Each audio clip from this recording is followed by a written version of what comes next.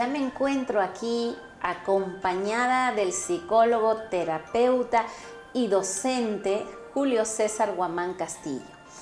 Pues no podía faltar él en este tema tan pero tan así bastante complicado para las familias, como es el impacto del enamoramiento adolescente en el desarrollo emocional y social. Bienvenido. Muchas gracias, Miss Frida, por la invitación y a todo el público televidente que el día de hoy nos sintoniza. Feliz de estar acá y hablar de un tema tan interesante y uno de los temas que más me gusta hablar. Interesante, a veces también diría complicado, desafiante. Sí, hablar de enamoramiento adolescente implica muchas cosas. Cambios emocionales, implica hablar de cambios de conducta, cambios en el pensamiento, perspectivas que tenemos también sobre el amor y sobre todo también se le implica darle mucha importancia al contexto en el que el enamoramiento se desarrolla, porque ahí cumple un gran factor los agentes que rodean al adolescente en esta etapa. Y eso tiene un impacto definitivamente en la parte emocional, Sí. ¿no? Social de nuestros hijos. ¿Cómo altera el enamoramiento en la vida familiar? Bueno, para los padres es como un balde de agua fría, ¿no? En su mayoría de padres, digamos, ¿no? Porque los padres, cuando ven a su hijo crecer, es como que el hijo ha dependido de papá. Cuando era bebé, lo ha cambiado. Es que los ha ido papás crecido. seguimos viendo a nuestro bebé, Siempre, ¿no? exacto. Y los padres tienen que saber que no son dueños de la vida de sus hijos, ¿no? Entonces, cuando ya crecen, es como que, espérense, ya se está volviendo un adulto independiente. Entonces, soltarlo cuesta para el papá. Y de pronto saber que se va a incorporar una nueva persona que no es alguien que ellos conocen en la vida de su hijo, genera cierto temor. Entonces, y ese temor no es malo, porque también tiene una función esa emoción, que es tratar de cuidar aquello por lo que ellos han cuidado tantos años. Pero sin embargo los padres, aquí hay algo que tienen que aplicar mucho y que yo siempre les digo en consulta, es que tienen que aplicar su inteligencia y astucia, para que puedan acompañar a sus hijos en el proceso de enamorarse. La comunicación, ¿qué rol juega? La comunicación siempre está en la familia. El punto, yo diría aquí, Miss Frida, no es solo la comunicación, sino que la comprensión de esa comunicación.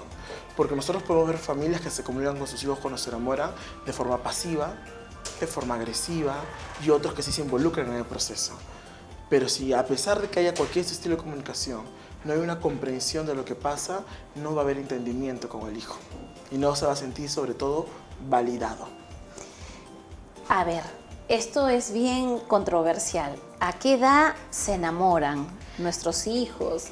Bueno, hablar de enamoramiento, el enamoramiento es una etapa que se forma usualmente cuando ya tienes con la pareja un promedio de 2, 3 años, el enamoramiento se acentúa.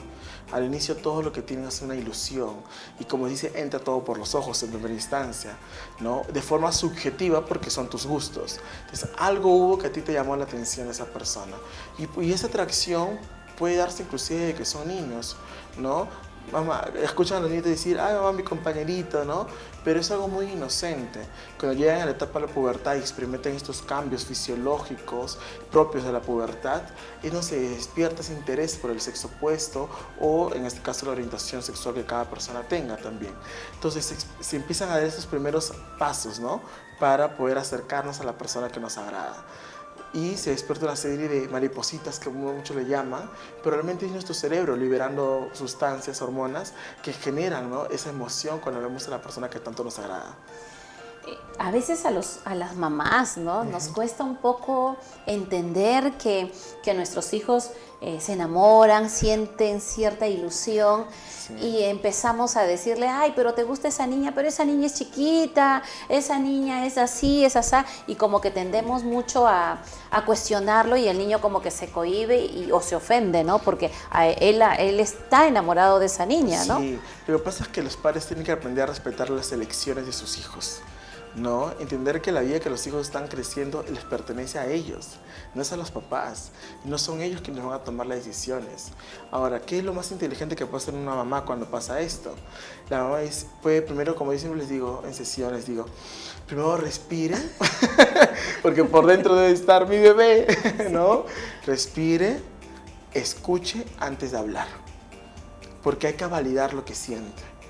Y por ejemplo, una forma en la que pueden decir los padres a sus hijos o las mamás, que son las que paran más con ellos, es: hijo, qué bonitos sentimientos son los que están despertando en ti. Y qué bueno saber que he educado a alguien que tiene la capacidad de generar estas emociones y sentimientos tan bonitos por alguien. Cuéntame, ¿qué es lo que te gusta de esta persona? Escuchar antes de anticiparnos a dar una crítica o una opinión. ¿Por qué? Porque esto más bien genera un resentimiento o un alejamiento del hijo con sus padres. Porque luego crece la idea de que, ¿para qué le cuento si igual me va a criticar? Entonces yo siempre digo, es mejor que te cuente a ti a que no te lo cuente. Así es. Y hay algo importante también que de repente depende mucho de cómo han sido los patrones culturales de crianza que han tenido nuestros padres, los padres de esa madre. Y entonces como que se sataniza el hecho del enamoramiento y lo relaciona mucho con que no te puedes enamorar porque vas a bajar tus notas, ¿no? O si te enamoras es malo. Tú recién... Conozco personas que, por ejemplo, le dicen a sus hijos, te puedes enamorar cuando tengas 40. Y entonces la niña dice, pero eso es absurdo, ¿cómo me voy a enamorar a los 40 si yo ya estoy enamorada? Dicen algunos, ¿no? Exacto. Entonces, lo que pasa es que todos tenemos una historia de aprendizaje. Y a veces los padres, por asumir un rol muy sobreprotector y una desregulación a veces de sus emociones, eso también lo trasladan con sus hijos, ¿no? Pero ellos tienen que saber de que sus hijos están construyendo una vida independiente y que ellos no pueden tratar de escribir la historia de sus hijos. La historia de sus hijos la crean los propios hijos, porque somos personas individuales, pero para nosotros crear nuestra historia tomamos los valores que nos han enseñado en casa y los propios criterios que nosotros vamos formando en la medida en los que nos vamos siendo adultos. Entonces, a los padres lo único que les queda es aprender a confiar en las decisiones de sus hijos y acompañarlos en el proceso, porque ellos no pueden evitar situaciones que no están bajo su control. Entonces, a veces los padres quieren mantener bajo control todas las situaciones de los hijos y es imposible. Tú no puedes controlar cuándo se va a enamorar. Y muchas veces este miedo a enamorarse también se asocia a un descuido en su vida profesional, un descuido porque puede ser que haya un embarazo, un descuido porque tengo miedo que empiece su vida sexual, etcétera, etcétera. Pero yo me pregunto y cuando hablo con los padres les digo, ¿pero ustedes no pasaron por lo mismo? ¿No? Es una historia que ustedes también tienen y que ellos lo van a vivir también. Entonces, tratar de alejar a su hijo de la realidad hace más bien de que viven en un mundo que no es real y no los están ayudando. Ni siquiera eso va a ayudar a que desarrollen sus habilidades en una profesión o en un trabajo. El punto es aprender a mantener el equilibrio. de parte de los adolescentes, por ejemplo, a veces ellos no entienden, no comprenden, ¿no? ¿Qué pasa? ¿Por qué se pone nervioso? ¿Por qué tiembla cuando pasa por al lado? ¿O por qué la niña, si pasa el chico que le gusta, de pronto, ¡ay! Se tropieza, se cae, le pasa de todo, ¿no? Sí. ¿Cómo en este caso, cómo ellos reaccionar ante estas emociones, estos sentimientos que tienen? Bueno, primero decirles que es totalmente normal que cuando alguien les atrae se sientan así, ¿no? Es normal que cuando vemos a estas personas quedemos embelesados, ¿no? Digamos, wow, qué linda, qué lindo es, ¿no? Porque son sentimientos y emociones normales que tenemos cuando alguien ha generado un impacto en nosotros. Ahora, el punto es aprender a ponerle nombre a lo que sentimos. Aprender a reconocer que efectivamente me siento así y que esta persona genera algo en mí. Aceptación es el primer paso, para luego nosotros poder acentuar las emociones y hacerlas ya más realistas y aprender a convivir con ellas, ¿no? Ahora, el enamoramiento de un adolescente dura para toda la vida. ¿Cómo es que se da este enamoramiento? Bueno, según las propias experiencias, los primeros amores de adolescente no necesariamente son los amores de toda nuestra vida o con los que a veces nos quedamos hasta el resto de nuestra historia, pero sí son amores muy significativos porque nos enseñan un primer paso o un primer momento en nuestra vida en que cómo se ama en un ambiente fuera de casa. Entonces marcan mucho nuestra historia de vida y marcan mucho la forma en la que miramos al amor y en las futuras relaciones, que puede ser de forma, digamos, significativa en el ámbito de desarrollar conductas nuevas, cosas de mí que no había descubierto, como también puede llevarse por el lado de tener conductas que inhiben quién soy y una mirada del amor que no es tan positiva. Te comento algo que te escuchaba ahorita y recordé en el aula de primer grado, justo una mamá hoy día me comentaba que su niño le contó de que sus amiguitos, uno de ellos preguntó ¿quién se quiere casar con tal niño? ¿No? Y que de todas sus amiguitas solamente una levantó la mano que ella sí se casaría con el niño. Entonces el niño llegó muy triste, ¿no? Mamá, me han decepcionado mis amigas porque ninguna se quiere casar conmigo, ¿no? Si se casara, ¿no? Entonces la mamá se reía y me dice, mire cómo llegó, que su corazón se lo habían roto, ¿no? Entonces afecta la parte emocional en las personas? Sí, definitivamente, ¿no? Cuando nosotros sentimos, por ejemplo, en este caso del niño, ese rechazo, ahí cumple un rol importante las redes de apoyo. En este caso la mamá, ¿no? Aprender a generar un pensamiento independiente del hijo. Es decir, hijo, mira, que alguien te rechace no significa que tú no seas valioso. Y no te rechaza seguramente porque tú tengas algo malo, sino que hay que aprender a respetar a que todo el mundo tiene sus preferencias y que no todos les vamos a gustar. Pero eso no habla de quién eres tú, habla de cuáles son los valores y preferencias que tiene la otra persona, que no son malos. Eso se llama libertad para poder elegir a alguien a quien amar. Y habrá otra persona que sí. Por eso cuando uno se enamora es tan especial como cuando levantaron la mano, porque están todo el mundo alrededor, todos como posibilidades, pero es una persona quien levanta la mano y dice, soy yo quien quiere estar contigo. Y eso lo hace especial. Entonces, si le cambiamos la mirada, por ejemplo, a la historia y lo explicamos al hijo de esta manera, así sucede. Y eso ayuda, ¿no?, a prepararlo para la vida.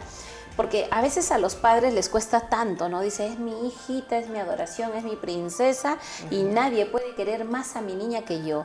Resulta que esa niña crece y de pronto ya el papá pasó a un otro plano y el papá se siente amenazado y de pronto dice, no, hay que mandarla de viaje para que no tenga contacto con este muchachito. Y en el viaje conocerá a otro muchacho. y no se escapa, ¿no? Pero de pronto esto desestabiliza y conozco casos de personas que tienen recuerdos no tan gratos de esta experiencia cuando fue ese primer enamorado que como adolescente la pasó mal, ¿no? Claro, lo que pasa es que los padres actúan de una forma atacando esto que sienten los hijos y el entorno familiar se torna un ambiente muy invalidante. Hay que aprender a validar y los padres tienen frases como que, ¿qué vas a ver tú de amor? ¿No? Si a la justa sabes limpiarte el moco de la nariz, te dicen los papás. Hijito, si a la justa no sabes ni sumar ni la tabla del 5. ¿No? Entonces los padres invalidan y dañan a los hijos y los hieren con esto. Tapando y desechando todas sus emociones como si no significaran nada. Y ahí cometen un gran error porque afecta su desarrollo emocional. Entonces lo que siento yo está mal, lo que yo estoy sintiendo es erróneo. Sentir entonces esto que siento está mal, ¿no? Y ahí tergiversamos la idea sobre las emociones y generamos adolescentes que luego les cuesta expresarse, abrirse emocionalmente, aprender a reconocer sus emociones y se culpan cuando se sienten de cierta manera. Entonces hay repercusiones. Lo mejor es darle apertura a sus emociones, escucharlos, entender que es válido que se sienta así, ¿no? Y que ustedes están allí para acompañarlos. Por ejemplo, en el nivel inicial se ven a los niños que ahora están en la actuación del Día de la Madre, están ensayando y de pronto dice, todos de la manito, todos se agarran de la mano indiferentemente sea niña, niño, pero en primaria la situación cambia, en y en secundaria grado, peor. Entonces de pronto llega que te toca pareja de a dos, ellos escogen entre ellos, pero no, van a intercambiar porque es pareja una niña con un niño, ¿no? Entonces, como que se nota, ¿no? Ese cambio y de pronto, se oye eso, ¿qué pasó, no? No, es que ese chico le gusta, ¿no? O esa chica le gusta. Exacto. Lo que pasa es que en la inicial se mantiene la inocencia. Ahí solamente importa el juego, la diversión, ¿no? No hay ese despertar de interés tipo sexual o afectivo. En cambio, en la primaria, que ya van creciendo, ya los vínculos se van haciendo diferentes. La socialización también cambia. Influye la mirada que hay del niño, de la niña. Ya aprenden a reconocer sus diferencias también. Y cuando llegan ya a la pubertad, la adolescencia, la secundaria, es mayor, se acentúa. Y esto baja ya cuando llega la adultez. Porque cuando llega la adultez también es diferente la forma que reaccionamos. Es natural reaccionar así. Y los lazos que se generan se van aprendiendo con el tiempo. Ahora, a veces pensamos los padres que no, yo la voy a cuidar tanto que no se va a enamorar y de pronto sucede que no se entiende cómo, pero la niña está embarazada, ¿no? Entonces, finalmente, el hecho de que la niña se sienta enamorada, tenga el enamorado a escondidas y la mamá esté todo el tiempo ahí cuidando, mirando, controlando, pero no sabe cómo y en qué momento, resulta que la niña o la chica, el chico van a ser padres, ¿no? Lo que pasa es que los papás creen que cuando ejercen más control sobre los hijos, todo está bien cuidado. Pero no es verdad, es una mentira. Lo que tu hijo hace una vez que pone el pie fuera de tu casa, tú no sabes. Y no te va a llamar a decirte, mamá, ¿puedo irme al hotel con mi enamorado? No te van a llamar a pedirte permiso. Lo que te corresponde a ti como papá es educarlos y abrirles la confianza a las posibilidades que pueden pasar. hablar con ellos y decirles que entiendes que está creciendo, que en él se van a exportar sensaciones y que tú confías en los valores que tiene, en los valores y las decisiones, sobre todo del amar y cuidar su cuerpo, no satanizando las relaciones sexuales en este caso específicamente, porque es parte de la vida y le va a tocar en su momento, pero sabiendo que la decisión que toma debe sentirse libre y siendo responsable de ella. Ahora, abordar este tema de la sexualidad con nuestros hijos, porque a veces uno le dice, no, no puedes tener relaciones sexuales, y no, tampoco incitarlo, pero sí hablar de este tema, porque a veces, por ejemplo, en el caso de los varones, nos explican qué está pasando, en el caso de las niñas, ¿no? Entonces, nos vamos a veces al otro extremo, ¿no? Que las madres decimos, no, ya yo comprendí que mi niña se tiene que enamorar y de pronto le doy demasiada libertad, ¿no? Sí. Y antes de eso no hemos hablado con ellos respecto a la sexualidad, ¿no? Exacto, lo que pasa es que a veces los padres confunden esto con yo quiero darle a mi hija o a mi hijo lo que yo nunca tuve y quiero que él sea mi amigo y tenga confianza, y es un gran error. Los padres no son amigos de sus hijos, los padres son padres y es el único rol que les corresponde tomar.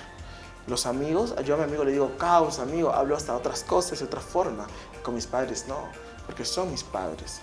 Entonces, pero no significa que no le tenga la confianza para poder conversar de ciertos temas, pero sabiendo de que ellos cumplen el rol de padres y yo el rol de hijo, y que en esa armonía podemos entendernos y hablar. Entonces es importante no satanizar el tema, ¿no? Porque hay que hablarlo con naturalidad, pero con el respeto que se merece, ¿no? Y tanto sea mujer como varón, porque a veces al varón y a la mujer se les quiere hablar de una forma diferente sobre la sexualidad, y hay que hablarla con naturalidad con ambos. Y hay un mito ahí que me gustaría mencionar, que es que los padres piensan que cuando les hablan de sexualidad a los hijos, los están incentivando a que lo tengan. Al contrario, cuando un adolescente se hace más consciente de lo que es sexualidad, no es que lo incentives a que esto ocurra, más bien lo vuelves más consciente de los procesos que va a vivir, ¿no? Y me pasa a mí con mis estudiantes, ahí es uno de los temas que más les gusta hablar, es sexualidad, y tienen un montón de preguntas que, como sé que casi tienen vergüenza, yo hago que me escriban preguntas en un papelito, respondemos, hablamos, porque ellos leen internet, en internet aparece, y hay que quitar algunos mitos, algunas ideas que ellos tienen, de lo que ven, observan, escuchan en internet, y quién es mejor que somos las personas adultas, responsables de ellos, quienes podemos orientarlos en el proceso. Sobre todo tener claro eso, ¿no? Porque hemos visto también que las estadísticas en cuanto al embarazo en el Perú en adolescentes ha aumentado, ¿no? Ha aumentado, y también el contagio no solo de un embarazo adolescente, sino también el contagio de infecciones de transmisión sexual. Entonces, ¿por qué? Porque no hay una educación sexual en la cual se hable, ¿no? Se hable de una forma respetuosa del amor a nuestro cuerpo, del cuidado de nuestra sexualidad. Sexualidad no es solo relaciones sexuales, sexualidad implica el respeto y cuidado de nuestro cuerpo, de nuestra identidad, de quiénes somos, de nuestras preferencias y de cómo las manifestamos. Eso es sexualidad, y eso hay que aprender a educarnos, porque así nosotros podemos construir a personas más conscientes de la misma y evitamos embarazos no deseados, evitamos también contagios, entre otros. Así es, y sobre todo evitar, a veces dicen, no le cuentes a tu papá, porque tu papá ahí sí que se enoja, ¿no? Y eso pues no puede darse, esa situación, porque no es un pecado, no es algo malo. Exactamente, ¿no? Más bien a veces es sorprendente que a veces más bien hay padres, ¿no? Me refiero a los papás, específicamente, que a veces las mamás tienen miedo, ¿no? Que reaccionen de cierta forma. Pero yo he visto muchos casos que cuando los papás les hablan de esto, están menos escandalizados que las mamás. Porque a veces los papás, pues en Perú, que hemos crecido en un ambiente a veces un poco medio machista, pareciera que dieran miedo, ¿no? Pero en muchos otros casos he visto papás que por la misma experiencia que han tenido en su vida, lo toman con más calma y escuchan. Es interesante. De verdad que sí.